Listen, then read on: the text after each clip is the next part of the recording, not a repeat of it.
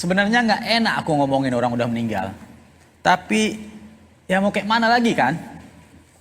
Kasihan juga sebenarnya abang polisi ini harus meninggal karena dibakar sama kakak polwan itu. Tapi masalahnya kan dia polisi. Kok bisa pula dia ikut-ikutan main judi online itu? Si istrinya pun yang polwan satu lagi masalahnya. Kan udah biasa dia tangani orang-orang kriminal. Tapi kenapa harus menggunakan cara-cara kriminal kayak gitu? Sedih aku lihat kasus ini. Coba aku tanya dulu sama Pak Reza Indragiri ya. Beliau itu kriminolog yang sering membedah kasus-kasus kriminal di TV-TV itu. Aku coba telepon lah dia dulu ya. Kali aja dia mau angkat teleponku. Bismillahirrahmanirrahim. Semoga dia nggak sibuk, karena kadang-kadang dia ngajar kan. Jadi ya biasalah. Mudah-mudahan dia mau angkat teleponku ya. Nah. Halo Pak Reja. Assalamualaikum Bang. Halo Pak Reja, selamat siang. Ya, halo, Assalamualaikum. Pak Reja, izin Pak. Bang Tobat nih Pak. Mau tanya-tanya dikit Pak. Ucap salam tak kau jawab. Bilang Assalamualaikum tak kau jawab. Waalaikumsalam, saya lupa. Nggak dengar aku Pak tadi. Dikit, sorry, nggak kedengaran ini. Lanjutlah. Aku mau mau minta maaf ini mengganggu Bapak siang-siang ini. Itu kasus polwan yang kemarin bakar suaminya, polisi juga. Polisinya main judi. Kayak mana Bapak melihat di kasus ini? Aku tengok ada dua kasus dalam peristiwa ini. Satu memang kasus KDRT. Tak salah pula kalau disebut kasus pembunuhan. Hingga polisi nanti menyimpulkan macam mana. Tapi terkait dengan kasus kedua yang menurutku lebih serius lagi, bahwa ada personil polisi dalam kurung oknum personil polisi yang terlibat judi online. Ini masalah yang bagi aku lebih serius. Kalau masalah pertama, KDRT atau pembunuhan atau semacam itu, relatif hitam putihnya persoalan sudah terang benderang. Siapa pelaku, siapa korban, itu sudah nampak lah depan mata. Tapi kalau kita bicara tentang personil polisi, atau lebih tepatnya oknum personil polisi, yang terlibat dalam judi online maksud aku, maka kita harus menengoknya sebagai pertaruhan terhadap kualitas layanan Polri terhadap masyarakat. Pada aspek kedua inilah menurut aku Polri tidak bisa berlepas tangan. Dalam kasus yang pertama terkait KDRT atau pembunuhan, oke lah, institusi Polri tidak ada sangkut pautnya dengan masalah itu. Tapi kalau sudah bicara tentang judi online yang dilakukan oleh oknum, kemudian oknum itu terpengaruh secara negatif sehingga kualitas layanannya, kualitas perlindungannya, kualitas pengayomannya dan kualitas penegakan hukumnya juga mengalami penurunan, maka polisi juga harus menunjukkan tanggung jawabnya. Polisi sebagai sebuah institusi.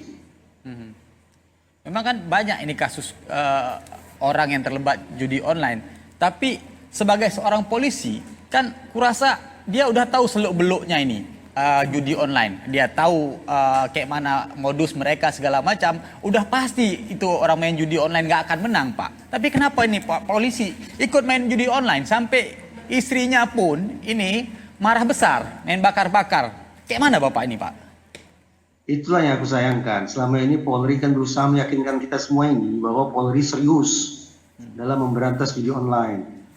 Sekarang justru kita bicara tentang oknum personil Polri yang terlibat judi online. Nah, ini seolah-olah menambah syakwa sangka masyarakat.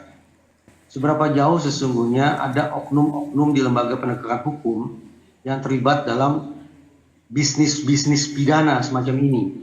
Entah itu sebagai jangan-jangan pemilik usaha judi, atau mungkin sebagai backing judi, atau sebagai pejudi. Nah, bagaimana pula kita bisa berharap bahwa lantai bisa bersih kalau sapu itu kotor? Betul. Karena itu kasus ini semestinya menjadi PR besar bagi Polri untuk melakukan aksi sapu bersih ke dalam. Untuk memastikan bahwa personil-personil mereka yang terlibat dalam judi online apapun bentuknya sepatutnya bisa entah itu dikeluarkan, entah itu dijatuhi sanksi untuk memastikan sekali lagi bahwa lantai akan bisa dibersihkan kalau sapunya juga bersih. Jadi istilahnya ini kan selama ini jadi wasit, kemudian sekarang jadi pemain. Nah, juga begitu juga dengan kakak polwan itu. Kakak polwan itu kan juga sering menangani orang kriminal.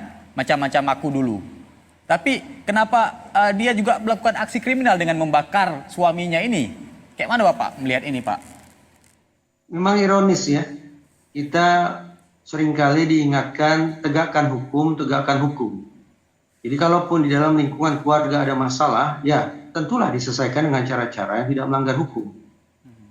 Tapi kasus ini seolah merupakan potret buruk tentang bagaimana vigilantisme itu berjalan.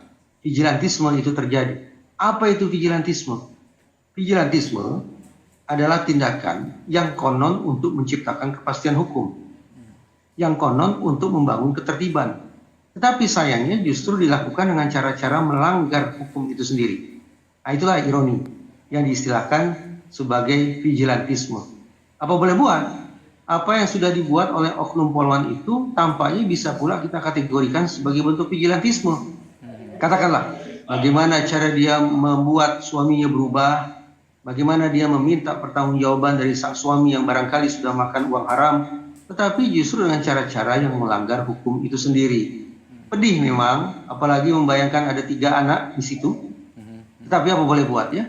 Menurut aku tetap saja mekanisme pidana harus dilangsungkan.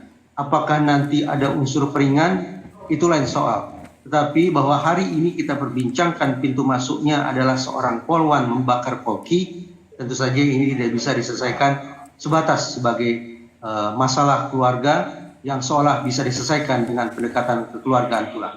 Harus ada mekanisme pertanggungjawaban dari sisi pidana. Oke. Terakhir, Pak, ini pelajaran berharga buat orang yang punya rumah tangga, buat masyarakat, dan juga buat polisi, ya kan? Bapak bilang tadi, apa yang harus dilakukan semua orang, termasuk polisi, masyarakat, dan keluarga, supaya kasus-kasus kayak gini nggak terjadi lagi, Pak? Kita tak bisa pukul rata. Jadi kalau kita mau berfokus pada masalah judi online, tadi aku bilang, lakukanlah bersih-bersih ke dalam agar tidak ada lagi personil Polri yang terlibat dalam pidana semacam ini, dalam aksi-aksi judi online semacam ini. Tapi kalau kemudian kita mau fokus pada perbuatan polwan terhadap Polki, terhadap perbuatan sang istri terhadap suami, maka apa boleh buat tampaknya kepada personil polisi yang kita cintai, semua personil polisi perlu diberikan pembekalan ulang tentang bagaimana meregulasi emosi. Tiap orang bisa marah. Tiap orang bisa naik pitam, tetapi cara kemudian kita meluapkan amarah, cara kita menyalurkan emosi pun ada jalan yang baik dan ada jalan yang buruk. Nah, mari kita belajar tentang bagaimana menyalurkan itu semua dengan cara-cara yang baik, cara-cara yang betul-betul konstruktif, agar tidak kemudian berlipat ganda masalah seperti yang menjadi tema perbincangan kita kali ini. Ya udahlah Pak, makasih banyak lah Pak. Aku jadi pandai dikit ini setelah ngobrol-ngobrol dengan Bapak ini. Nanti aku pinjamlah Pak ya buku-buku kriminologi Bapak biar aku belajar lebih banyak lagi ini. Kan boleh lah kita ngopi kan. Nanti aku datang ke tempat Bapak lah ya Pak ya. Makasih banyak Pak. Udah kasih waktu siang-siang nih. Makasih Pak. Assalamualaikum. Nah, menarik tuh kata-kata Pak Reza. Semua harus belajar dari kasus ini. Abangku, sebenarnya kasus kakak polwan bakar polisi ini punya pelajaran berharga buat kita.